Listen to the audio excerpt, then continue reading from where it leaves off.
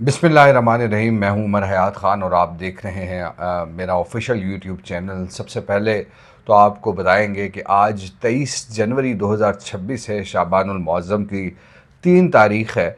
और अगर आपने ये चैनल सब्सक्राइब नहीं किया हुआ तो सबसे पहले आप इस चैनल को सब्सक्राइब करें ताकि आपको मेरी वीडियोज़ जो है वो बर वक्त मिलती रहें। तो नाज़रीन इकराम, सबसे पहले हम बात करेंगे कि तहरीक लब्बैक के हवाले से जो अहम डेवलपमेंट है और ख़ास तौर पर हाफिज़ साद रिजवी के हवाले से अहम डेवलपमेंट है।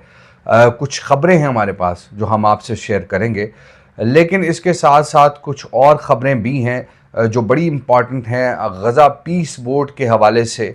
और गज़ा पीस बोर्ड में पाकिस्तान शामिल हो चुका है और अब इसका क्या जो है वो आगे इम्पेक्ट पड़ेगा पाकिस्तान के अमन पर और ख़ास तौर पर दुनिया के अमन पर। तो हम गज़ा पीस बोर्ड के हवाले से पहले इसलिए बात करेंगे क्योंकि ये डेवलपमेंट हुई है और जो अमरीकी सदर हैं डोनाल्ड ट्रंप, उन्होंने जो एक लीग ऑफ नेशंस के अगेंस्ट या अक़वाम मुत्तहिदा के अगेंस्ट एक ऐसा इदारा बनाने की कोशिश की है जिस इदारे में कुछ ऐसे ममालिक को शामिल किया जा रहा है जो यूरोपियन ममालिक नहीं हैं। इससे कबल हमने ये देखा था कि जो अक़वाम मुत्तहिदा या लीग ऑफ नेशन में जो यूरोपियन ममालिक हैं वो शामिल थे, लेकिन अब इसमें ज़्यादातर जो है इस्लामी ममालिक शामिल हैं। और कहा यह जा रहा है कि इस जो पीस बोर्ड की मेंबरशिप फ़ीस है वो $1 अरब है। अब पाकिस्तान ये $1 अरब जो है वो कहाँ से ला के देगा, क्योंकि हम तो $1 अरब के लिए हर 6 माह बाद IMF के मिन्नतें तरले करते हैं और फिर हम दीगर जो आलमी मालियाती इदारे हैं हम उनके पास जाते हैं। और अब ये जो मामला है ये यकीनी तौर पर बड़ा इम्पोर्टेंट भी है। और दूसरी जानिब क्योंकि यूरोप ने ट्रंप को हरी झंडी दिखा दी है और ट्रंप के किसी भी कॉल फैल में या किसी भी मामलात में अब यूरोप जो है वो ट्रंप के साथ नहीं होगा।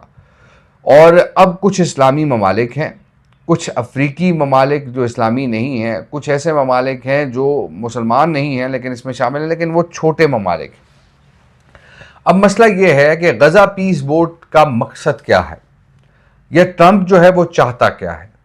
अब ट्रंप इसराइल के साथ मिलकर उसकी जो एक उसका जो मकसद है वो ये है कि गज़ा पीस बोर्ड के अंदर रहते हुए हमास को जो है वो डी वेपनाइज किया जाए, यानी हमास को जो इस वक्त जो हमास के पास हथियार हैं वो हथियार उनसे वापस ले लिए जाएं।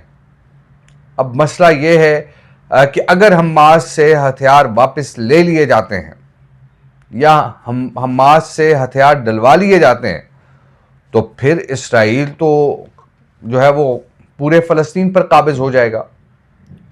अब मसला ये है कि जब हम देख रहे हैं कि 7 अक्टूबर 2023 से लेकर आज तक जो इसराइली बर्बरियत है वो गज़ा में जारी है और 70,000 से ज़ायद फ़लस्तीनी जो है वो इसमें शहीद हो चुके हैं। और अब बार बार जंगबंदी के मुआहदे करने के बावजूद इसराइल ने गज़ा पर अपने हमले जारी रखे और अब एक नया निज़ाम जो है वो लाया जा रहा है और इस नए निज़ाम के तहत इसराइल को मज़ीद मशरिक़ वस्ता के अंदर मजबूत किया जा रहा है। लेकिन कुछ हुकूमती लोगों से हमारी जब बात हुई तो हुकूमती लोगों ने कहा कि हमें एक दफ़ा फ़लस्तीन के अंदर जाने दिया जाए, फिर हम देखते हैं कि क्या सिचुएशन बनती है। अब इस बात में कितनी सदाकत है, क्या पाकिस्तान या दीगर इस्लामी ममालिक गज़ा में मौजूद मुसलमानों को तहफ़्फ़ुज़ फराहम कर सकेंगे या नहीं, ये $1 बिलियन क्वेश्चन है। लेकिन इसके साथ साथ इस वक्त जो इंटरनेशनल या बैनुल-अक़वामी तौर पे जो मामलात बन रहे हैं वो किसी भी तौर मुसलमान ममालिक के हक़ में नहीं है, क्योंकि अमरीका ने ईरान के अंदर अंदरूनी फसादात शुरू करने की कोशिश की जिसमें अमरीका को नाकामी का सामना करना पड़ा। तो अमरीका ने उसके बाद फिर हमले की धमकियां दी, लेकिन अब अमरीका जो है वो ईरान पर हमला नहीं करेगा, क्योंकि वो जो उसका एक मकसद था कि इसराइल जो ईरान है वो अंदर से कमज़ोर हो तो फिर उसके बाद अमेरिका हमला करे। लेकिन ईरान ने जो अंदरूनी दबाव था उसका बड़े बेहतरीन अंदाज में मुकाबला किया, और फिर उसके बाद ईरानी वज़ीर ख़ारजा ने बाकायदा तौर पर अमेरिका को धमकी दी कि अगर अब हमला किया तो अमेरिका को मुंह की खानी पड़ेगी, क्योंकि इससे पहले जो अमेरिका ने हमला किया था उस वक्त ईरान तैयार नहीं था। अब ईरान किसी भी बैरूनी जारहियत का मुकाबला करने के लिए जो है वो तैयार है। तो ये कुछ ऐसे मामलात आलमी तौर पर हो रहे हैं कि जिसका इम्पैक्ट जाहिर सी बात है पाकिस्तान पर भी पड़ेगा, जो खित्ता है इस पर भी पड़ेगा, और इसके साथ साथ जो अमेरिका या इसराइल है उन पर भी असरात पड़ेंगे। अब हम ये देख रहे हैं कि इस वक्त जनूबी एशिया में हिंदुस्तान जो है वो चौधरी बनने के ख्वाब देख रहा है, और यही उसने 10 मई का जो मामला था उसमें ऑपरेशन सिंदूर जो है वो इसीलिए किया था कि वो चेक करना चाह रहा था कि पाकिस्तान अपना दिफा कर सकता है या नहीं। लेकिन पाकिस्तान की बहादुर अफवाज ने यह बता दिया कि पाकिस्तान अपने दिफा से गाफिल नहीं है। अब ये जो गजा पीस बोर्ड वाला मामला है, इसमें अमेरिका जो है वो दुनिया का चौधरी बनना चाह रहा है, और हर जगह ट्रंप साहब यही कहते हैं कि जनाब हमने तो 8-9 जंगें रुकवाई हैं, और ये जंगें हमने इसलिए रुकवाई हैं कि अमन हो दुनिया के अंदर। दर हकीकत ये अमन नहीं है, क्योंकि अमेरिका हर मुल्क के मामलात में मुदाखलत करता है, और अब जो ग्रीनलैंड वाला मामला है उस पे यूरोप ने अमेरिका को हरी झंडी दिखाई है। तब अमेरिका जो है वो इन ममालिक की जानिब आया है और एक गजा पीस बोर्ड बनाया है, और इसमें मुसलमान ममालिक ज़्यादा शामिल है। तो अब ये मुआहदे हो चुके हैं। अब पाकिस्तान जो है वो $1 बिलियन कहाँ से देगा, या पाकिस्तान की जगह कोई और मुल्क $1 बिलियन देगा। लेकिन जाहिर सी बात है कि वो $1 बिलियन अगर कोई और मुल्क भी देता है तो वो भी कर्जा होगा, और पाकिस्तान को वो कर्जा वापस करना पड़ेगा। या ये भी हो सकता है कि पाकिस्तान को एजाजी मेंबरशिप दी जा सकती है पाकिस्तान के मुआशी हालात को देखते हुए, लेकिन 3 साल तक मेंबरशिप के लिए $1 अरब आपने देना है, और हर 3 साल बाद $1 अरब देना।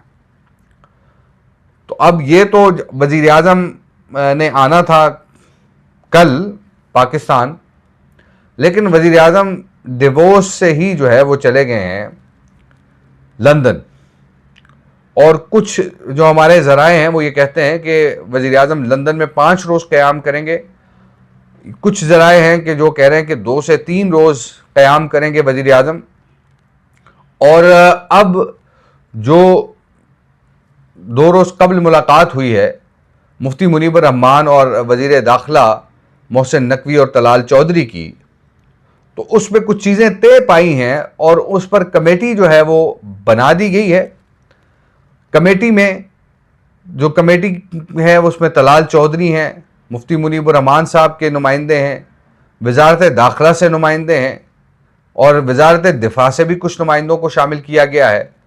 और ये कमेटी जो है उसमें जो मुतालबात हैं, ख़ास तौर पर जैसा कि हमने खबर दी थी कि वो तहरीके लब्बैक ने अपने मुतालबात हुकूमत के सामने रख दिए हैं, और अब इन मुतालबात पर उस कमेटी में गौर व खोज होगा। कमेटी के TORs में जो हमारे ज़राए हमें बताते हैं कि हाफिज़ साद रिजवी के हवाले से, हाफिज़ अनस रिजवी के हवाले से, और फिर जो तहरीक लब्बैक की मस्जिद रहमतुल आलमीन है उसकी जो बंदिश है उसको खोलने के हवाले से, लब्बैक के रहनुमा और कारकुनान जो असीर हैं वो उनकी रिहाई के हवाले से बातचीत होगी।